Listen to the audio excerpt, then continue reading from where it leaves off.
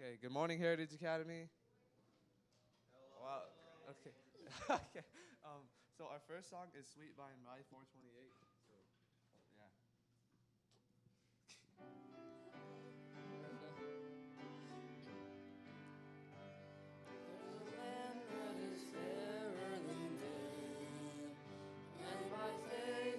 See it afar, for the Father waits over the way to prepare us for dwelling with Him. There's a sweet by on the beautiful shore. There's a sweet by and by on the beautiful shore. We shall sing on that beautiful shore. No melodious songs of the blessed, and our spirits shall sorrow no more. Not a sigh of the blessing of rest. In the sweet by and by, we shall meet on that beautiful shore. In the sweet by and by, meet on that beautiful shore.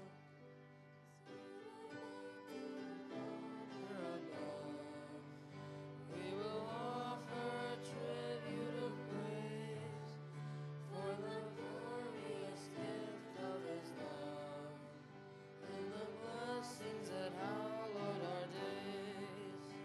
In the sweet by and by, we shall meet on the beautiful shore. In the sweet by and by, we'll meet on that beautiful shore. Our next hymn is 334.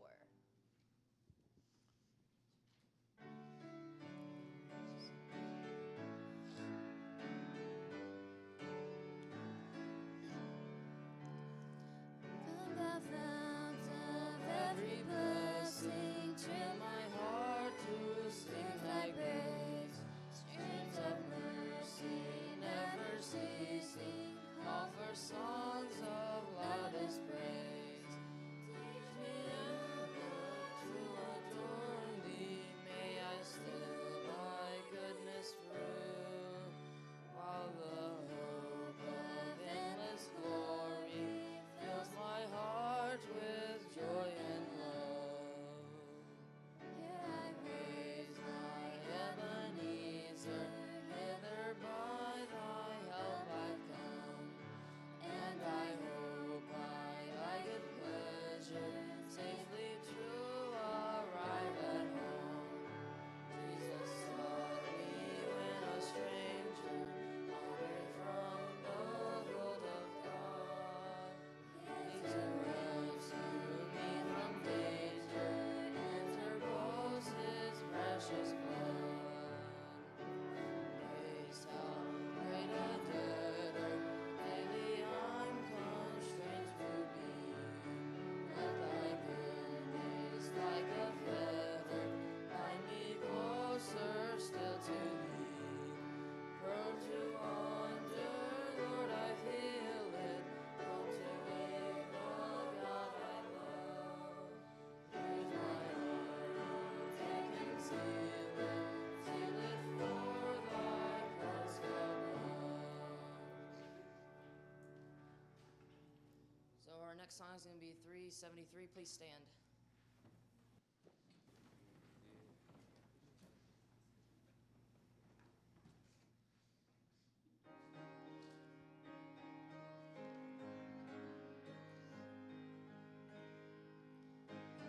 Lost and kindly entreating, wanderers on the mountain astray, come unto me, His message he paid.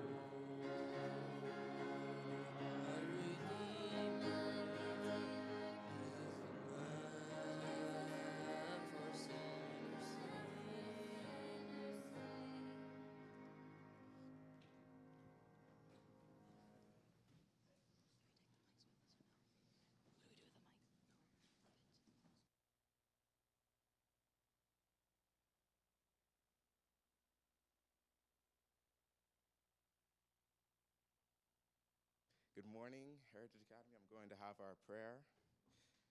Dear Heavenly Father, thank you for this day. Thank you for waking us up this morning. Thank you for letting us have a good night's rest last night.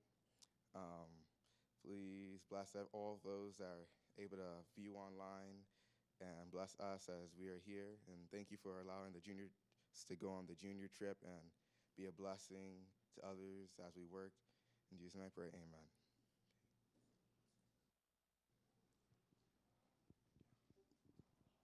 Good morning, guys. Okay, so sorry. Today we're gonna be talking to you guys about what we did on junior trip, and we're also going to be talking to you guys about some personal testimonies that we had on junior trip. So pretty much we'll be going over some of the work projects we did, and we'll be going over the tours we did, and I'm going to Andrews. So, yeah.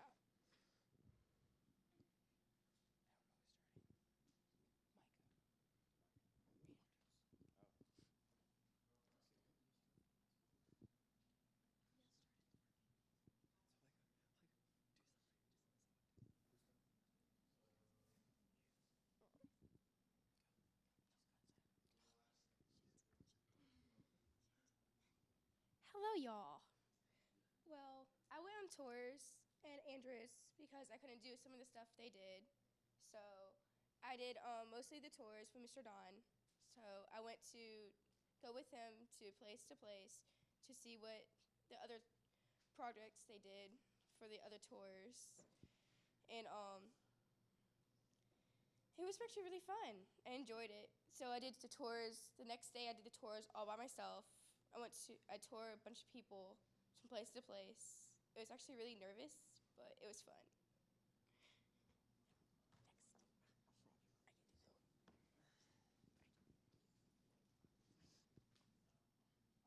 While we were there, I did most of the projects. One of the projects we did was scraping and painting the side of a barn. And the other one we did is we finished the sidewalk that I think the juniors last year started. I was just really blessed to be able to get closer and work with everyone.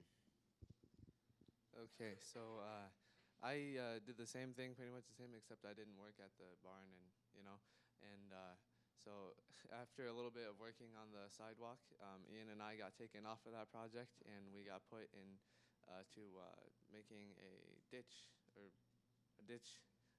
Yeah, it's a ditch, and it was a really long one, and we had to lay piping down later on. It was for the rain gutters, and there was a lot of rocks. It was just it's a pain. So yeah.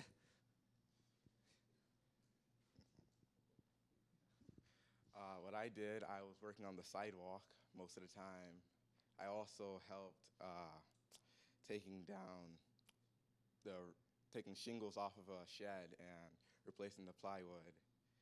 Yeah, and that was really rough. We had one person who fell through the roof of so that was a blessing.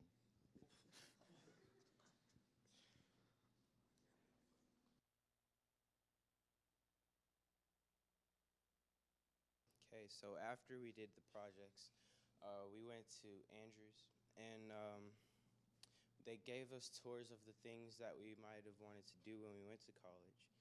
I didn't get to choose mine, so I did what Jason was going to do, and it was really eye-opening. Taught me a lot about how aviation is like pretty straightforward, and kind of showed me what I want to do with my life. Yeah, one of the meetings I went to is business, and the lady there was like really cool, and I learned a lot from her. Like she said two things that really stuck with me. One, she said, always follow your dreams. Like she wasn't like one of those like normal business people, like get the amount of money that you want. She said like always follow your dreams. Doesn't matter if like you don't make rent that month. Like the main thing is that you're happy in your life, and like your job is the main thing of your life. It's like a big part of it. And then the second thing she said was, it's really good to have a life plan, but just know that it will change. And she said 3 times she redid her whole life plan. And she said, don't look at it as a failure, just look at it as a different road. And that really inspired me a lot. And the cafeteria was bomb.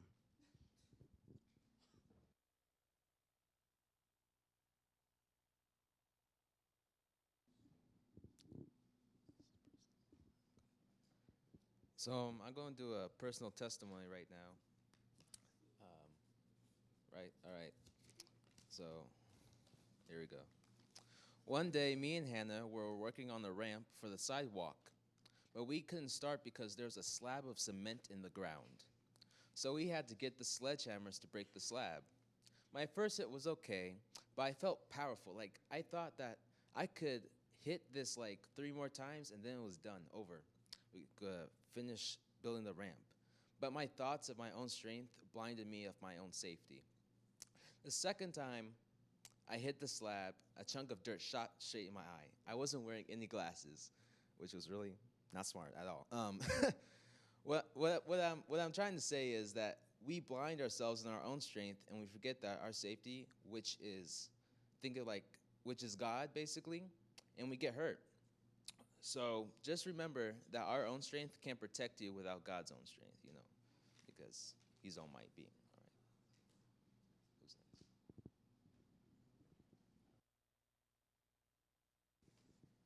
next? Okay, so I was part of the group that did, like, they scraped the barn and did the scaffolding, and it was a lot of fun to just like bond with people in my class and get closer with everyone, just like as a juniors.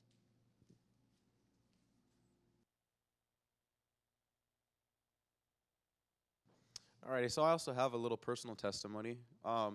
Before we went on this trip, Mr. Haley was kind of telling us things that we need to prepare for about the trip, and one of the things he said was we all need to try to bring a ID, because we were going to be touring the old Battle Creek Sanitarium, which is now a government-owned building, and to do that, you need an ID. And so he was making sure every one of us had our ID, and I had my ID ready. It was on my bed, and I realized halfway there that I left it here. So I was like, oh no. And he said that if we didn't have our ID, one of the things we might have to be doing was pulling weeds while the other people could get to tour. And so I was really not having a good trip. And so I was kind of dreading this the whole time. But it turned out that when we got there, the government people, they said anyone under the age of 18, we're going to allow to go through without an ID. So if you don't have one, they would allow us to go through. So I was really happy about that, of course, and I really was thinking, wow, if you just stop worrying about something, or just trusting in God, everything will work out, even if you fall short or if you don't do everything exactly how it's supposed to be done. So that was something that really stuck out to me, and I thought was a great thing.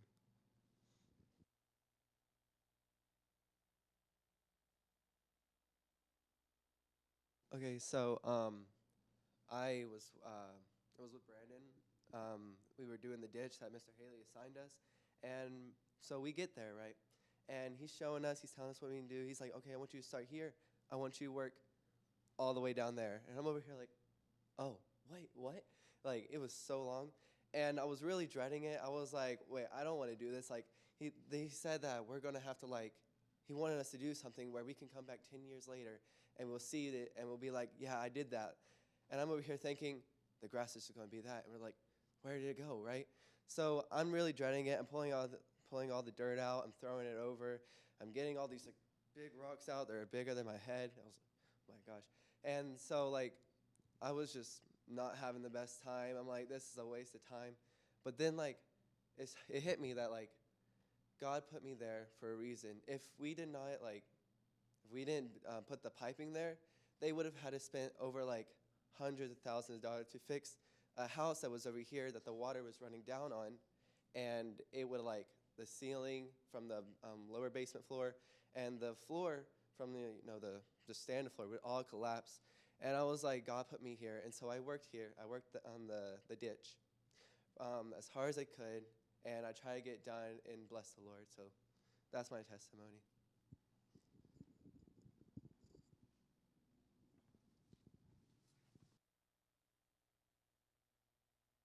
Heard that someone fell through the roof. That was me.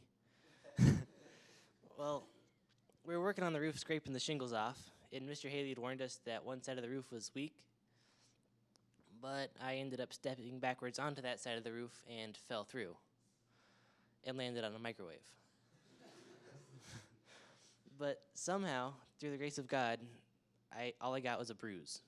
And it's like, even when we don't do what the Spirit says, like me not staying on the side of the roof Mr. Haley told me to stay on, God can still protect us, and even though we're doing dumb stuff. Okay, so on top of everything else we did, we got to go to Andrews like they talked about, and we got to see David I don't know how to say his last name. Thank you, that person. Yeah, we got to see him, and he gave a really good. We got to be there for the first day of the week of prayer, and it was really cool. And he was talking about like how he was when he was a teenager and being like a punk rocker, and it was really cool testimony. But we got to hear him. And then Dr. Collins pulled some strings, and we got to meet Dwight Nelson, which was pretty cool. What? Okay. Anyway, so we got to meet Dwight Nelson, and he spent like, I don't know, 30, 45 minutes with us, so that was really sweet of him. And I think it was pretty much what we did. But right now I'm going to share a personal testimony that happened to me. So I was working on scaffolding with the rest of my dudes. I think I had Dominic and Caleb and Hannah and Michelle and Holden. That's right, I had Holden. So we were all working on scaffolding, and we were having a great time, but it kind of got hot up in Michigan. So they were like, we're really thirsty. I was like, okay, I'm going to get you drinks. So Mr. Don and Miss Betty were sweet enough to make sure that we constantly had cold drinks like Gatorade. So I went out to go get them, and I was like, okay, God, there's like 8 people over here. I don't know how I'm going to carry all these drinks back. So I was just praying, and I was like, God, I just need to find a way. And I was like, maybe Miss Betty has a bag or something. And I was walking through, and within 10 seconds of me praying this bag came rolling across right in front of me, and I was like, whoa. So like I picked it up, and I know that seems like kind of cliche, but like it was just really cool. And so then anyway, I went and got the drinks, and I came out, and Mr. Haley was like, why do you have a gas station bag? And I was like, because it rolled in front of me. And he was like, no, this looks too sketchy for that. And I was like, I promise you. So I told him the story, and he's like, that's so cool. And it just brightened my whole day, because like I was kind of having a rough time on junior trip, and I'm going through a rough patch with God right now personally. So like for me, for God to answer that prayer within 10 seconds was just a huge deal for me, because like I know that sometimes God doesn't always answer the way we want him to, but like it just reminded me in the small things, like if you just pray about it, God's going to take care of you. Like even if it's just a small paper, like a small plastic bag, God can show how much he cares for us. I think that was about it. Yeah, so I think I'm going to have closing prayer, and we'll let you guys out early today.